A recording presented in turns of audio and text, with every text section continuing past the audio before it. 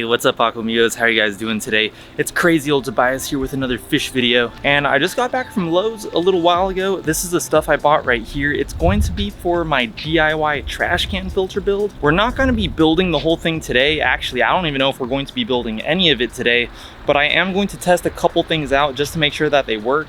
So this is what I bought today. Altogether, this cost me about $70. So including what I bought today and what I bought before, so like that trash can over there, you know, we are probably hovering around the $100 mark for how much this has cost me so far. And let me just tell you guys what I got right here. So first of all, I'm going to start off with my impulse purchase, which is this right here. It's actually a marginal pond plant. You guys may have seen plants similar to this before at either like Home Depot or Lowe's. Sometimes they sell water lily tubers like this, but basically this is a mini cattail plant. So yeah, there's a picture of what it should look like once it grows in. And then basically it comes wrapped up inside like this plastic bag in there. You stick that in the water. There's like a little floating part. They call it the, I think they call it the plant tracker or something like that. And yeah, if you see that little brown thing with the two leaves, those are artificial, and basically it just shows you like where in the pond your plant is going to grow from. So it's pretty much just to tell you like where to look for the plant. Yeah, so of course that has nothing to do with the filter, but we are going to set that up.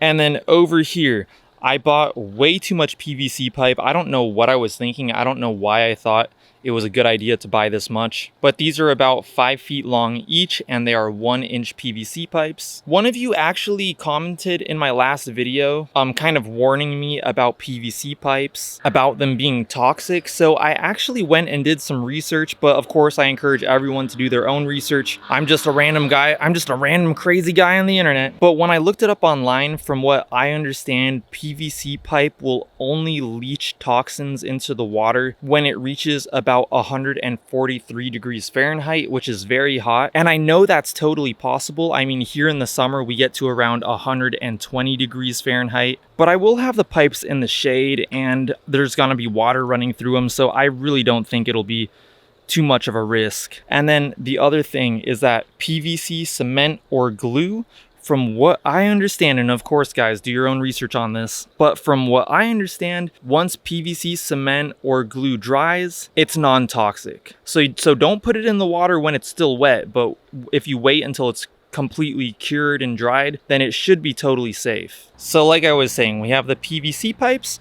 Right here, I have some 90-degree PVC pipe elbows. Right here, I have the PVC cement. And then right here, this is actually a type of drill bit that will cut out a hole in my trash can over here. So this is the trash can I have, and I want to have pipes going into it and pipes coming out of it. So I bought this right here to drill a 1 3/4 inch hole in my trash can filter over there. And then what I bought is I bought this thing called Uniseal, and a bunch of people on YouTube have used these. They're called Uniseal, and basically they're used to make a watertight seal around a PVC pipe or another type of pipe and a hole in something like this trash can over here. And apparently they're supposed to work really good with rounded surfaces. So I ordered that online. I'll go ahead and put a picture of it up here on the screen. I don't have it yet. It's supposed to be coming within the next couple of days. So I am still waiting for that. And I also bought another bag of lava rocks. So now I have 2 of these bags of lava rocks, which I will be using as my biological media inside the new trash can filter. And then I also bought 4 cinder blocks because I believe I'm going to need to make a little platform for my trash can filter,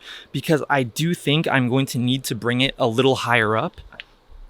So I'm gonna go ahead and make a little platform for those on the ground, put the trash can on top of it. You know, it'll bring it up like a good amount. So yeah, I'm still totally in the preparation stage. The more I think about it, the more it kind of makes sense in my head. I'm still kind of like thinking how I want to do things exactly. But before I talk any more about that, I'm pretty eager to try to plant these cattails in the pond. So let's go ahead and do that first.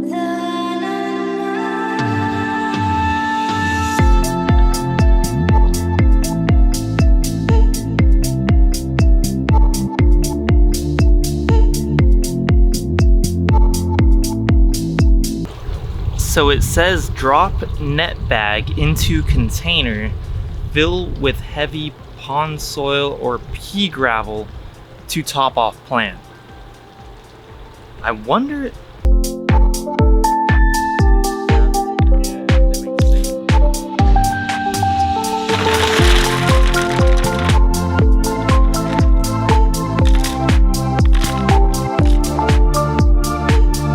Alright guys, hopefully those rocks will help hold that thing in place. I think I'm just gonna, I don't know, put it like probably right here somewhere. We have been having quite a bit of wind, so there's a whole bunch of pine needles in there. And the cool thing about this pre-filter that I built is that it totally collected a bunch of the pine needles for me. So that's gonna make things way easier. I could just scoop them out of there. But yeah, let's get it in. Hopefully it'll grow and yeah, flourish.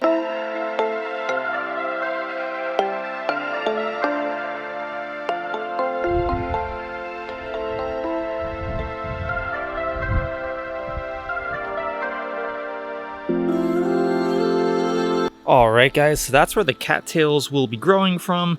This little thing is supposed to, like, you know, indicate where the plant's going to pop up, so that's it right there. I guess if you have multiple plants going also, it kind of helps, you know, distinguish which are which before they grow in, which is pretty cool, you know? So anyways, there's one thing that I actually do want to test out because I've watched several other people build DIY trash can filters as well. And I just want to give a shout out to this one channel that I've actually been watching. It's called SC Fish Keeping. I'm kind of using his video as a reference to how I'm going to be doing mine. Although I do want to say there are several people out there doing this, but that just happens to be the one that I'm kind of like following and replicating. But I am going to be doing mine a little bit different because the way that he did his and the way several other people have done theirs is they have the water coming from the pump and then going in through the top of the lid of the trash can. Now, I could be totally wrong about this, and before I start, feel free to let me know if I'm wrong about this, because that's, you know, that's a possibility too. But what I want to do is I want to go in through the bottom. So I want to have the water coming from the pump into the bottom of the trash can right here, filling up the trash can and then going back into the pond through an output closer to the top of the trash can. Now, there is one concern I have with doing this is that the pump is going to have to work a lot harder under the pressure of all this water to pump water up, I think. So I just kind of want to test it out just to make sure that this will work. So I think what I'm going to do before I drill holes and all that, I don't want to like drill holes and then realize it's not going to work. So I think what I'm going to do is I'm going to disconnect the hose from the waterfall filter temporarily so I could test this out. I'm going to put it in through the top of the trash can, but I'll have the hose go all the way at the bottom. So the output of the hose will be at the bottom of the trash can, and I'll just see if it's able to fill all the way up. If it is able to fill all the way up, I think my idea is going to work because I think that is a more sure way of assuring that all the water is passing through the filtration rather than going in through the top and just kind of quickly passing through the filtration. I could be totally wrong about this, and if I am, feel free to let me know in the comments below. But yeah, let's just go ahead and test this out, and we'll see if it works.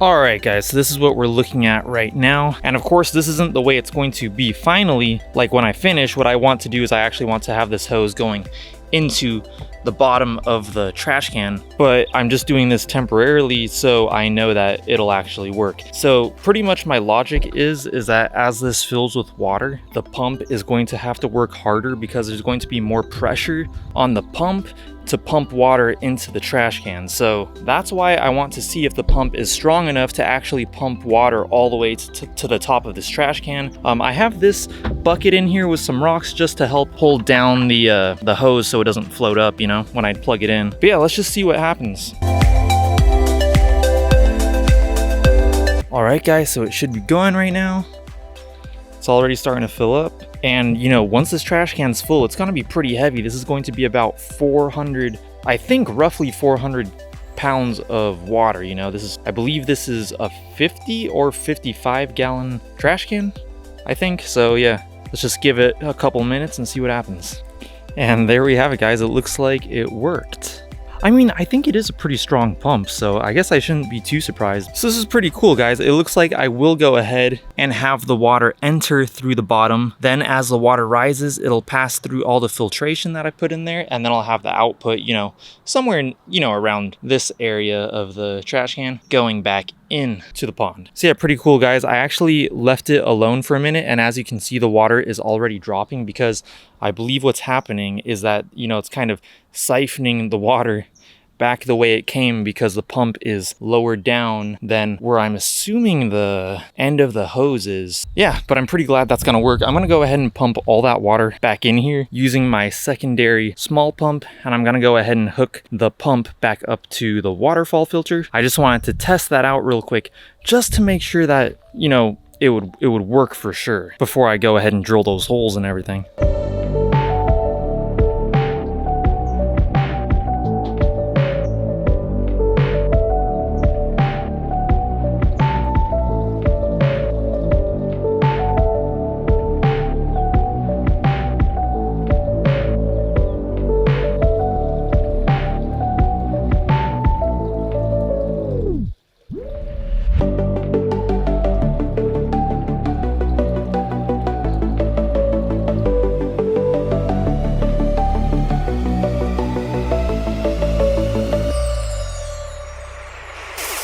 And there's actually one other thing that I'm still waiting to get and I haven't been able to find. It's like an adapter that will be able to adapt this hose to a 1-inch PVC pipe. I haven't been able to find that. I was at Lowe's today. They didn't have anything that would do this. If anybody knows where I can get something like this, or if they have a link to it online, if you want to just send me the link, I would appreciate that a lot. That would help me out so much. But I'm really hoping to find that in time for next week so that I could really get started with this thing. I would have really liked to do more in this video, but I'd feel a lot more comfortable just waiting until I have everything, just in case I do need to return or exchange anything. So yeah, guys, that's gonna be just about it for today. If any of you guys would like a shout out in next week's video, just go down to the comments and comment "I am an Aquamigo" and I will shout you out in next Friday's video.